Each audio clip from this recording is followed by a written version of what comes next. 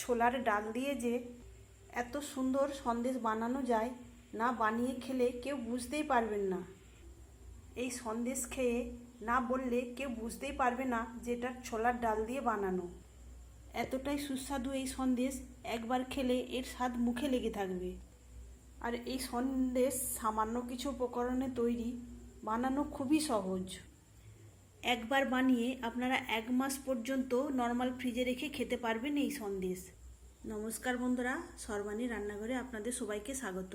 বন্ধুরা, আজকে আমি আপনাদের সঙ্গে শেয়ার করব ছোলার ডালের এই অপূর্ব স্বাদের সন্দেশ তৈরির রেসিপি। আশা করি বন্ধুরা আজকের এই রেসিপি আপনাদের ভীষণই ভালো লাগবে। তাহলে চলুন আর দেরি না করে রেসিপিতে যাওয়া যাক। ছোলার ডালের বরফি সন্দেশ বানানোর জন্য আমি নেব ছোলার ডাল। এই বাটি মেপে আমি নেব 1.5 বাটি ছোলার ডাল। 1 বাটি ঢেলে দিয়েছি, আর এখন দিলাম 1/2 বাটি। এখন আমি এই ডালটাকে ঈষৎ উষ্ণ গরম জল দিয়ে 30 থেকে 40 মিনিটের জন্য ভিজিয়ে রাখব। আমি এখানে ডালটা ঈষৎ উষ্ণ গরম জল দিয়ে 30 মিনিটের জন্য ভিজিয়ে রেখেছিলাম, আর এখন ডালটা খুব সুন্দরভাবে নরম হয়ে গেছে আর ফুলে অনেকটা বড় বড় হয়ে গেছে। এখন আমি এই ডালগুলোকে পরিষ্কার করে 2 থেকে 3 বার জল পাল্টে পাল্টে ধুয়ে নেব।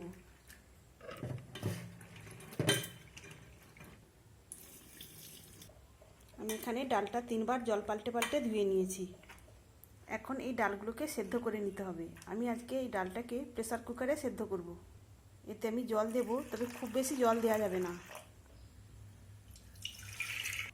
জলটা দেখে দিতে হবে। একটা সিটি দিয়ে নেব, জলটাও শুকিয়ে যাবে অথচ ডালটা সেদ্ধ হয়ে যাবে। যেহেতু ডালটা ভিজিয়ে নরম হয়ে গেছে, তাই আমি হাই ফ্লেমে রেখে প্রেসার কুকারে একটা সিটি দিয়ে নেব। আমি এখানে 4টে ছোট এলাচকে ওই ডালের সঙ্গে সিদ্ধ করে নেব। আমি ডালটাকে একটা সিটি দিয়ে সিদ্ধ করে নিয়েছি। এখন সঙ্গে সঙ্গে ভেতরে যে স্টিমটা রয়েছে এটা বার করে দেব। এখানে দেখুন বন্ধুরা, ডালটা খুব সুন্দরভাবে সেদ্ধ হয়ে গেছে আর জলটাও শুকনো হয়ে গেছে। এখন এই ডালগুলোকে ঠান্ডা করে নিয়ে বেটে নিতে হবে। ডালগুলো গোটা রয়েছে অথচ সেদ্ধ হয়ে গেছে খুব সুন্দরভাবে। আমি এলাচগুলো ফেলবো না, এই এলাচ সহ ডালটাকে বেটে নেব। আর বন্ধুরা, আপনাদের এই ডাল সেদ্ধ করার সময় যদিও জল থেকে থাকে, তাহলে আপনারা এই জলটা ছেঁকে ফেলে দেবেন।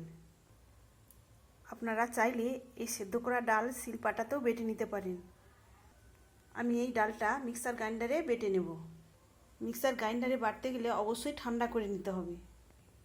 আমি এখানে ছোলার ডালটাকে ঠিক এইভাবে বেটে নিয়েছি। আর আপনারা বাটার সময় অবশ্যই জল দেবেন না, জল ছাড়া বেটে নেবেন। এখন একটি প্যানের মধ্যে নিয়ে নিচ্ছি বাটি মেপে।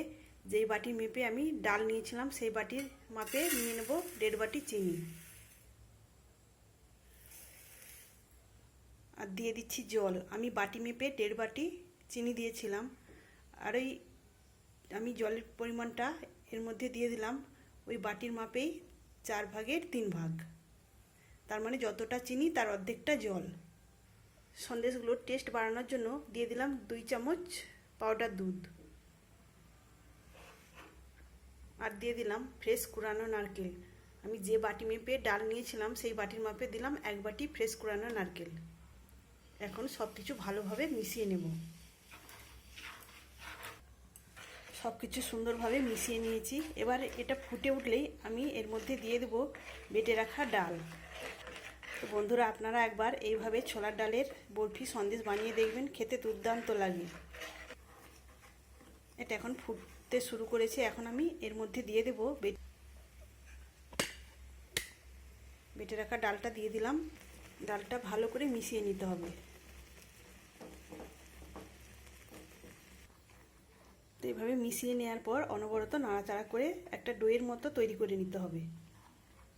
বন্ধুরা, আজকে আমার বানানো ছোলার ডালের এই বরফি সন্দেশের রেসিপি আপনাদের ভালো লাগলে অবশ্যই একটা লাইক দেবেন। সেই সঙ্গে যদি নতুন বন্ধুরা এসে থাকেন, অবশ্যই আমার চ্যানেলটিকে সাবস্ক্রাইব করে আমার পাশে থাকবেন। তবে এটা ঘন হতে খুব বেশি সময় লাগবে না। তো এটা অনেকটাই ঘন হয়ে গেছে। এখন আমি এর মধ্যে দিয়ে দিলাম 1 চামচ ঘি। ঘিটা দিয়ে আমি আবারও নাড়াচাড়া করে নেব। এখন এখন দেখুন বন্ধুরা, এটা এই প্যানের গা ছেড়ে উঠে আসছে। তো আর বেশি এটা নাড়াচাড়া করতে হবে না, এখন এটাকে নামিয়ে নেব। তো এখন আমি গ্যাসটাকে অফ করে দিলাম। এটাকে সেট করার জন্য এরকম একটা মোল্ড নিয়েছি, আর এই মোল্ডের নিচে আমি একটু ঘি লাগিয়ে দিয়েছি। এখন আমি এটাকে ওই মোল্ডে ঢেলে দেবো। মোল্ডে ঢেলে দিয়েছি, এখন এভাবে সেট করে দিতে হবে। তবে আপনাদের হাতের কাছে যদি মোল্ড না থাকে, যে কোনো থালাতেও আপনারা সেট করে নিতে পারেন। তবে বন্ধুরা, আপনারা এভাবে না করে ছাপা সন্দেশ করেও বানিয়ে নিতে পারেন। এখানে আমি সুন্দরভাবে সেট করে নিয়েছি, এখন এটাকে ঠান্ডা করে নেব। বন্ধুরা, আমি উপর থেকে কিছু কাজু এবং আমন্ড কুচিয়ে ছড়িয়ে দিয়েছিলাম, আর এটা এখন খুব সুন্দরভাবে ঠান্ডা হয়ে গেছে, আর সেটও হয়ে গেছে খুব সুন্দরভাবে। এখন এটাকে আমি ছোট ছোট পিস করে কেটে নেব। তো একটা চাকুর সাহায্যে আমি এভাবে পিস পিস করে কেটে নিলাম। আপনারা আপনাদের মতো করে কেটে নেবেন। আর বন্ধুরা, এই সন্দেশ এতটাই সুস্বাদু, কেউ খেয়ে বুঝতেই পারবে না যে এটা ছোলার ডাল দিয়ে তৈরি। তাহলে বন্ধুরা, দেখতেই পেলেন ছোলার ডাল দিয়ে যে এত সুন্দর সন্দেশ বানানো যায়, আপনারা বানিয়ে না খেলে বুঝতেই পারবেন না। তো দেখুন বন্ধুরা, কতটা সুন্দর লাগছে দেখতে, আর খেতেও কিন্তু অপূর্ব স্বাদের হয়েছে। আর বন্ধুরা, এইভাবে সন্দেশ বানিয়ে আপনারা ফ্রিজে রেখে 1 মাস পর্যন্ত খেতে পারবেন। তাহলে বন্ধুরা, আজকের এই সন্দেশ বানানোর রেসিপি আপনাদের কেমন লাগলো অবশ্যই কমেন্ট করে জানাবেন। আর আপনারা বাড়িতে অবশ্যই বানাবার চেষ্টা করবেন। তাহলে বন্ধুরা, আজকের মতো আসি। সবাই ভালো থাকবেন, সুস্থ থাকবেন। ধন্যবাদ।